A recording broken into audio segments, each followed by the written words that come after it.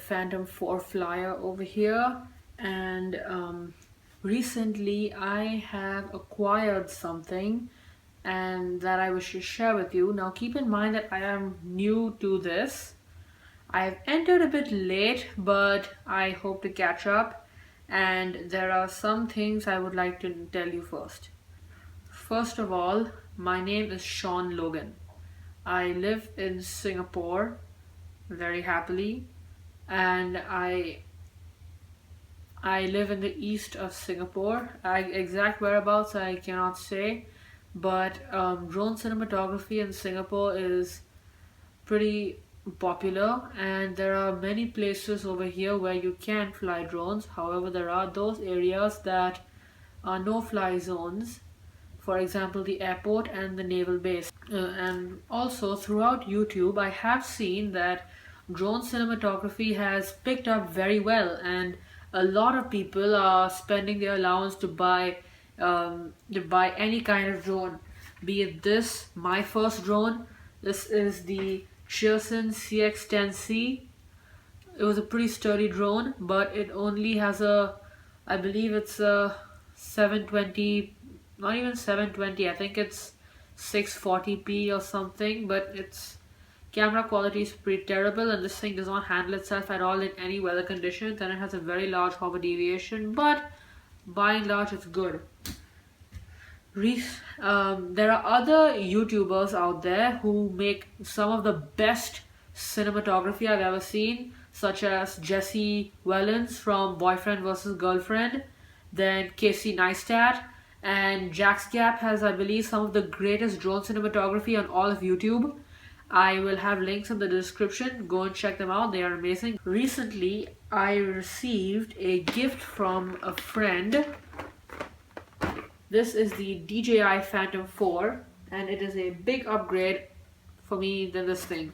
I received this thing, and today being the first video on my channel, I thought, why not start by doing an unboxing of this thing in front of you.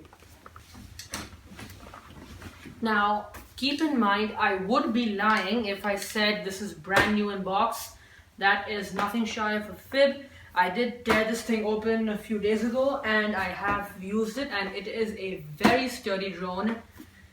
So now let us unbox it. But first, taking a look at the box. At the front there is a front picture of the Phantom 4. This is the 3-axis gimbal and the new sensors and the raised propellers, as can be seen, the DJI Phantom 4. On the side over here, it gives some information about the drone, and as well as a website that I can go to if you're in Singapore. This is a very useful site that gives the drone laws in Singapore, which I find is very good. And there's also a QR code to download the app, available for iOS and Android. At the back, strange rather, this is a side profile view of the DJI Phantom 4.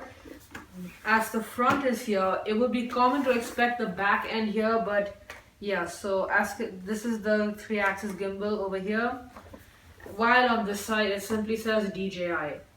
On the front is the carrying handle and the way to open it. So taking out a knife, nice light cut,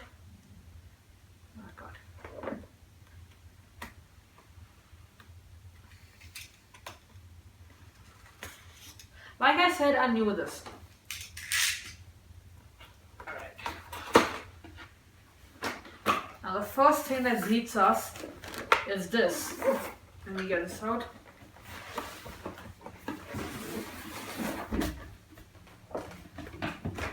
This is the box that houses the drone and also doubles as a carrying case for the drone. And DJI made this specifically for the Phantom 4 user, so unlike the Phantom 3, which did not include such a setup, you will no longer need to purchase a separate carrying case. This thing will do your job for you, although it would be better if it had straps at the back or a safer way of carrying this, because a handle is very easy to forget. It's in your hand. You can go to a restaurant with this and you can leave it behind. If it's on a shoulder strap, you know you have it with you because you can feel it more, or at least that's my opinion. Anyway, so unlocking this is very simple. There's a handle over here, pull out and twist, and the case just lifts up to reveal the DJI Phantom 4 along with its other accessories in the box. Starting with, of course, the main star of the show, the Phantom 3. As I said before, I have opened this, so some of the things may be a little bit inaccurate. It comes with a gimbal clamp. It is very important that you retain this because in transportation, this gimbal clamp will prove very vital in holding your gimbal safe and keeping it safe. Also, while reinstalling, if you feel stumped about how and where to put it on, there are also marks over here that show where to align it with the gimbal. And after removing it, this is our 3-axis gimbal over here, which I shall demonstrate for you soon. And rotating it, we see over here, this is a micro USB port used to transfer data to the drone for firmware updates. And over here, DJI includes DJI includes a micro SD card for storing data, although it is only 16 GB.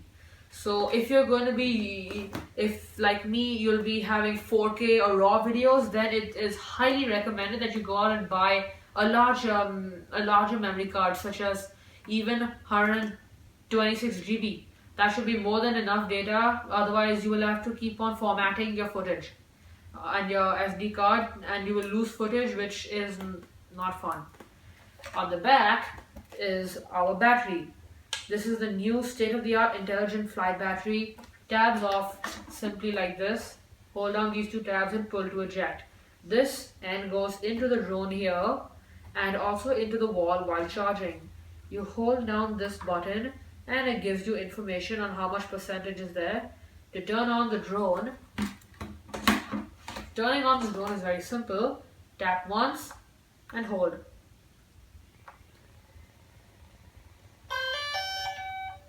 And now the drone is turning on. At this stage, there are LEDs over here underneath the motors, which are larger than the Phantom 3.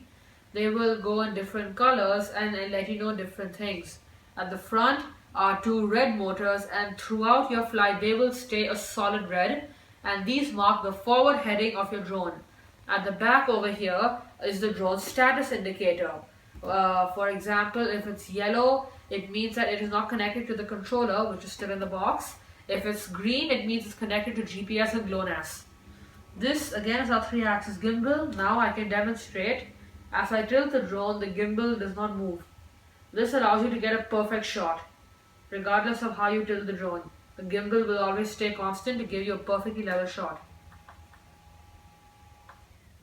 Now setting the drone off to the side, let's move on to the rest of the contents in the box.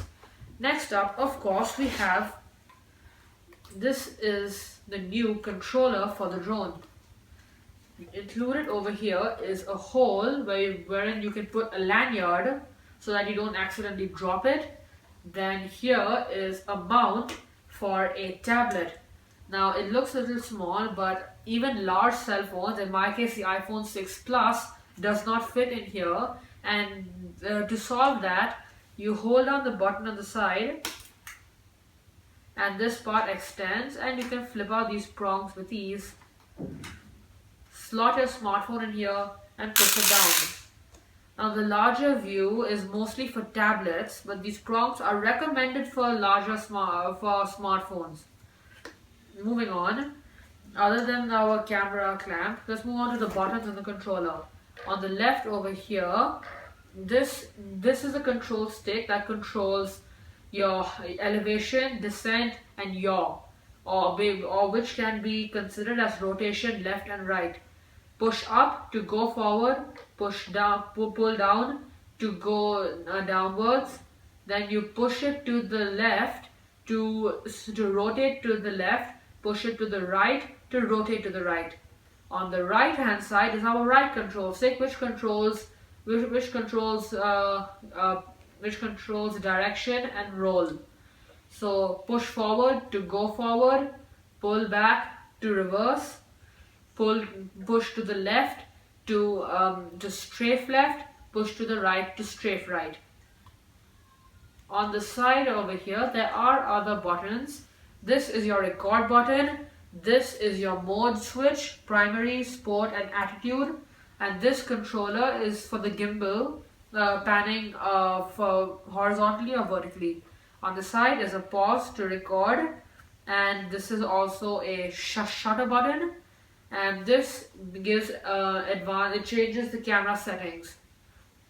Also over here is the power button. Tap once and hold to power on, repeat to power off. And on the side here is the new smart return to home, which when your drone is connected to GLONASS will automatically return to that starting point by the press of this button. Now also at the bottom are two buttons. C1 by default on the left turns the gimbal downwards completely. In case you're standing under the drone, you can get a good shot. C2 however on the monitor brings up different settings to control your camera. Setting the controller also off to the side, let us return to the box. Inside this bag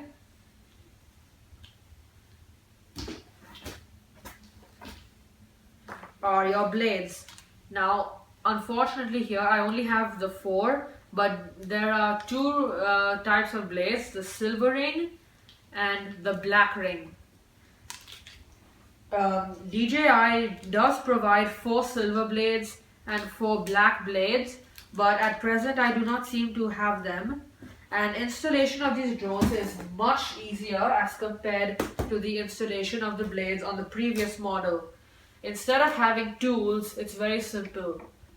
Black aligns with the motor with the black dots, press, push down and twist, and now it's in.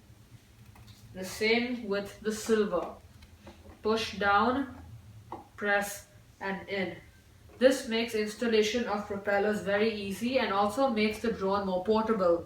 And for safety reasons, it is not possible to attach a silver propeller on a motor with black dots, because that can compromise the motor and the integrity of the drone. Moving on, inside the box we also have our charging brick, which houses a charger for the battery as well as the remote controller, and a wall plug for the drone. This is the Singapore edition. Furthermore, we also have 2 cables inside this box. This is a computer cable, which means you do not need to remove the SD card if you don't have an adapter. You can plug your drone into the computer to export photo or video. This is the tool that you use for your iPhone cable when updating software. And that is the contents of this box. So that will sum up this unboxing video. Okay, now I know I may not have done a very excellent job with this unboxing, but as I said, I am new to this and I tried to do the best I could. And I will be flying this drone and I will be showing you footage of my flight, because drone videos are super popular on YouTube and a lot of people have been very receptive to this kind of activities. So that is why I will see you in the next video. Thank you and keep flying.